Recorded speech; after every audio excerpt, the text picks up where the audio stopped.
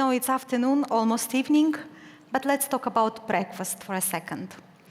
Please raise your hand who had cereal for breakfast this morning. Okay, I see many hands, thank you. What about eggs and toast?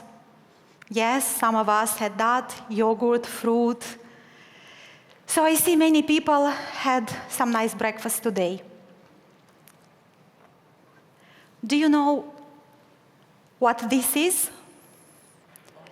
Those who thought it's an onion, you're absolutely right, even those who sit over there.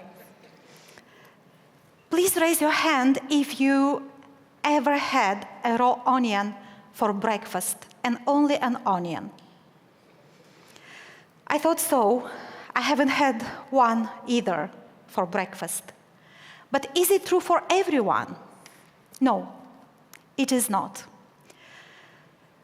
Come with me on an imaginary trip to my country.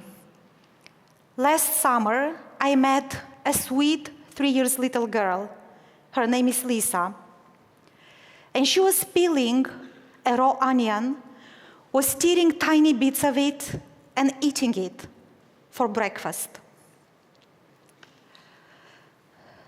Unfortunately, Lisa's situation is not an exception.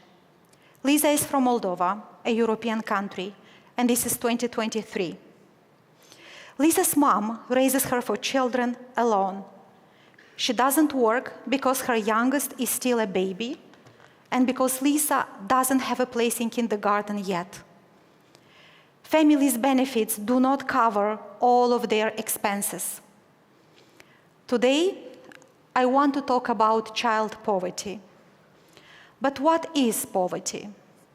There are official definitions which speak about a certain threshold per day per person. But for Lisa, poverty is lack of opportunities, lack of access to services, to basic goods, to funds, to education, to nourishing food. It's lack of opportunities and lack of access to empathy from society per se. As I said, Lisa's situation is not an exception. In my country, 1 in 3 children live in poverty. Nearly half of the families with 3 and more children are poor.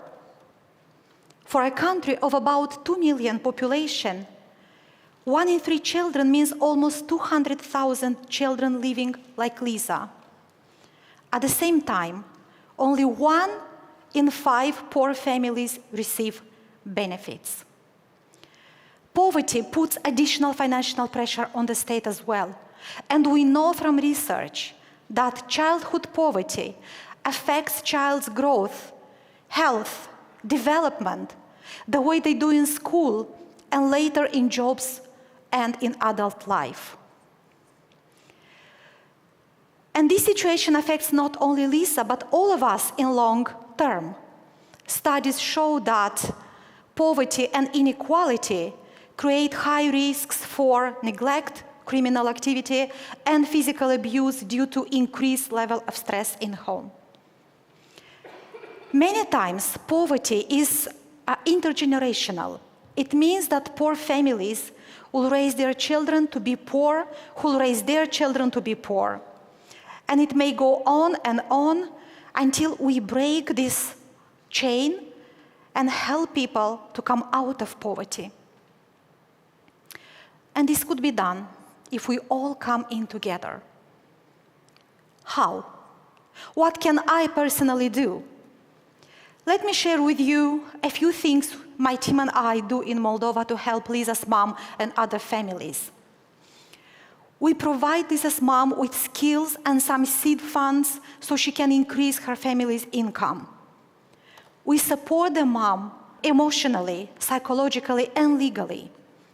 We advocate authorities for more targeted support, for service development, for increased benefits, and also for job opportunities.